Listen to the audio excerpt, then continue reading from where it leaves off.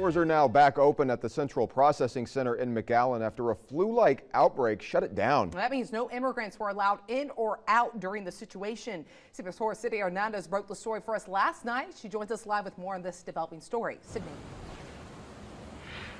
Well, that's right. The doors are back open here at the Central Processing Center. I have seen several buses going in and out of the center, picking up and then dropping off undocumented immigrants.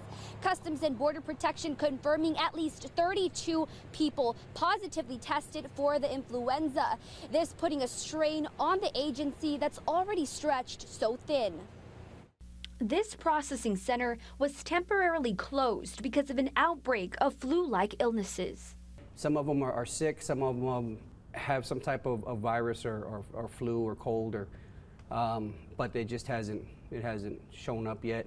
And then what ultimately happens is once they get released, they get on a bus, which obviously is a confined space, and they travel to other parts of the country with whatever they had with them along the way. And that could range from strep throat, flu, or even tuberculosis. CBP says medical staff is working around the clock to provide everyone inside with proper medical treatment.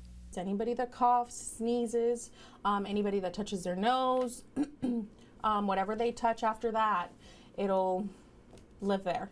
Doctors say the flu is extremely contagious, especially in confined areas, much like the processing center. Very possible that you might get it, especially if you're in very close proximity to that person, and if that person coughs, sneezes, yeah, more than likely you will catch it. And the illnesses inside are spreading, and not just to the immigrants. The majority of our agents are either sick or have been sick recently in there.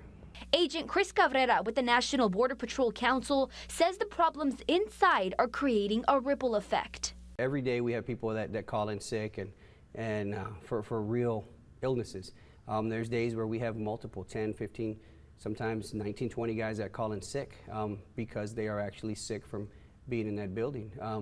Obviously, we don't close. We're going to keep pushing on as best we can, but it's bogging down the system, and it's going to continue until we get a fix to the system. And with more and more agents out sick, it's creating more of a backlog for processing, along with the lack of resources. We're having to send them to stations that are already overcrowded. And there's just nowhere left to put them. We're trying to put people in every available spot that we have. And it isn't just the flu. Upper respiratory infections, some of them have gotten scabies from being in there. Most of the guys, they just keep soldiering on. They get sick, they have a terrible cough, and they just push through every day and go to work and just figure it out one way or the other. Cabrera says this will only continue until Congress acts. Reporting live in McAllen with complete Valley coverage, Sydney Hernandez, CBS 4 Valley at 5.